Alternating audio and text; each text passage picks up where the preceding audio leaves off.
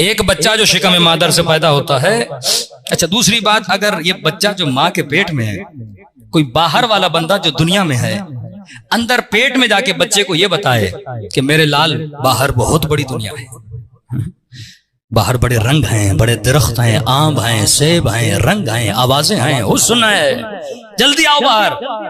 तो बच्चा कहेगा पागल, किसी और को बनाओ, मेरी कायनात तो माँ का पेट है।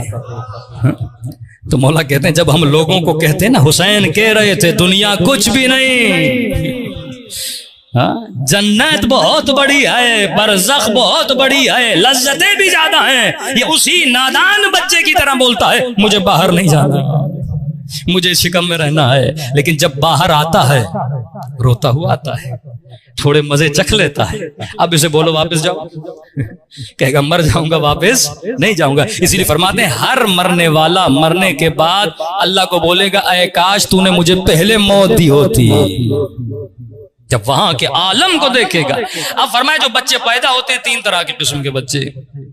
एक बच्चा जब पैदा होता है बीमार पैदा होता है, मसलन फेफड़े उसके सही काम नहीं कर रहे, डॉक्टर ने कैसे कहां डालना पड़ेगा, मशीन में रखना पड़ेगा।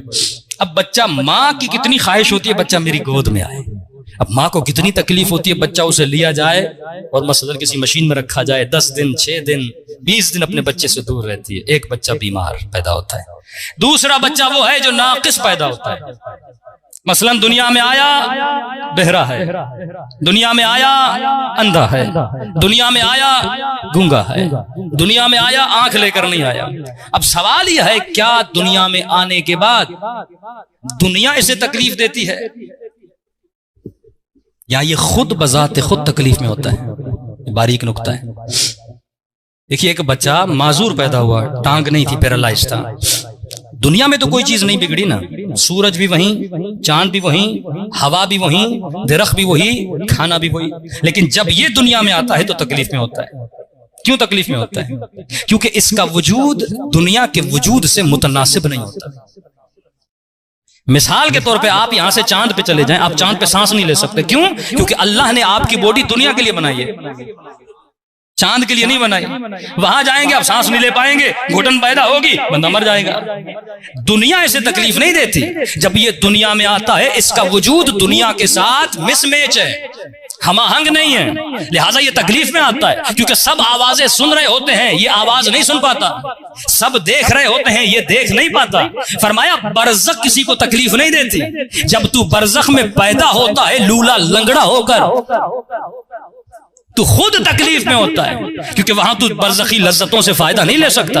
अब एक जहन्नुमी बंदा जन्नत में जाएगा, जन्नत में रह ही नहीं सकता, क्योंकि उसका वजूद जन्नत के साथ मुतनासिब नहीं है, उसका बदन ऐसा है ही नहीं वो जन्नत की लज्जतें ले सके। तो ये बदन जो मैंने बनाना है, ये मैंने बनाना है, अल्लाह नहीं बनाता। तो अपने अमल से अपने बदन को ऐसे बनाता है। तो पहला बच्चा बीमार पैदा होता है, दूसरा बच्चा नाकिस पैदा होता है, तीसरा वो बच्चा है जो ज़ाइद होकर पैदा होता है।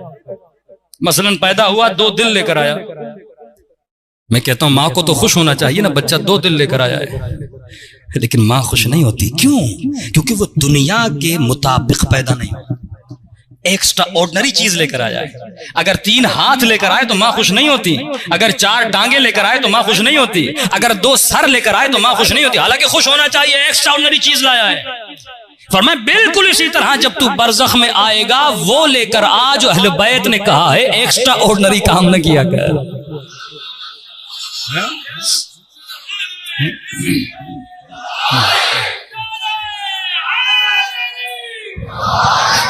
अब इशारा दे रहा हूं अक्लमंदों के लिए। कोई कहे मुझे मौला अली से मोहब्बत है, मैं नमाज ऐसे पढ़ूंगा जैसे मुझे पसंद है। हाँ, अल्लाह कहेगा नहीं, एक्स्ट्रा ऑर्डिनरी चीज नहीं लानी। वहां 2 दिल लेकर आएगा, 4 हाथ लेकर आएगा, अजियत में रहेगा। मैं इबादत वैसे करूंगा जैसे मेरी मर्जी है, मैं जिक्र अली वैसे करूंगा जैसे मेरी मर्जी है। अब ये जब पैदा होगा तो एक्स्ट्रा ऑर्डिनरी बदन लेकर आएगा। ये भी किस में होगा? तकलीफ में होगा। अब एक्स्ट्रा ऑर्डिनरी बदन को सही करने के लिए ऑपरेशन थिएटर में जाना पड़ता है। कभी उंगली काटनी पड़ती है, कभी हड्डी को काटना पड़ता है, तो उसमें तकलीफ तो होती है ना।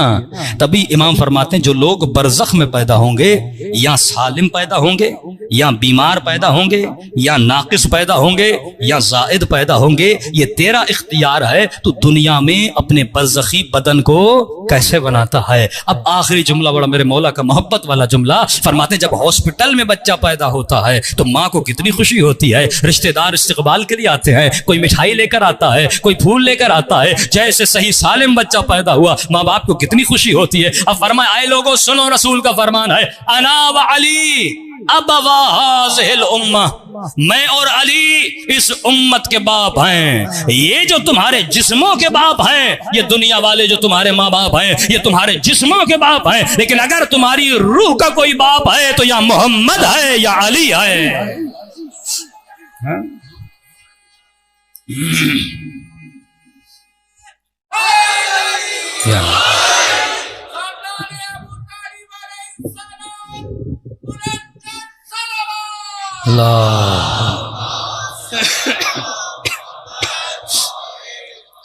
तुम्हारे रूहों के बाप या मोहम्मद हैं या अली हैं। कि खुदा ने कहा नफख्तु मिन रूही, रूह अव्वल सादर अव्वल कौन है? मुस्तफ़ा है। अव्वलु मा खलक़ल्लाहु रूही अव्वलु मा खलक़ल्लाहुल अक़ल, खुदा ने सबसे पहले मुस्तफ़ा के वजूद को बनाया, फिर उस रूह से कायनात की अरवाह को बनाया। फरमा मैं और अली इस उम्मत के तो बाप हैं। फरमा बिल्कुल इसी तरह जब तुम्हारे रिश्तेदार हॉस्पिटल में तुम्हें लेने आते हैं, मन यमुत यरनी, जो भी बरज़ख में पैदा होता है उसे अली लेने के लिए आते हैं, उसे मोहम्मद मुस्तफ़ा लेने के लिए आते हैं। फरमाया हम 40 माओं से ज्यादा तुझसे प्यार करते हैं। जब कोई बच्चा नाकिस पैदा होता है तो माँ रोती है, तकलीफ में होती है, मजबूर होती है बच्चे को हॉस्पिटल में भेजे, मजबूर होती है बच्चे को डॉक्टरों की छुरियों के नीचे भेजे ताकि बच्चा बच जाए, मजबूर होती है उसका ऑपरेशन करवाए। फरमाया बिल्कुल इसी तरह जब तू आलम बरज़ख में सालिम पैदा होता है तो अली को खुशी होती है, लेकिन जब तू नाकिस पैदा होता है तो मजबूरन तुझे वादी बरहूत में भेजा जाता है।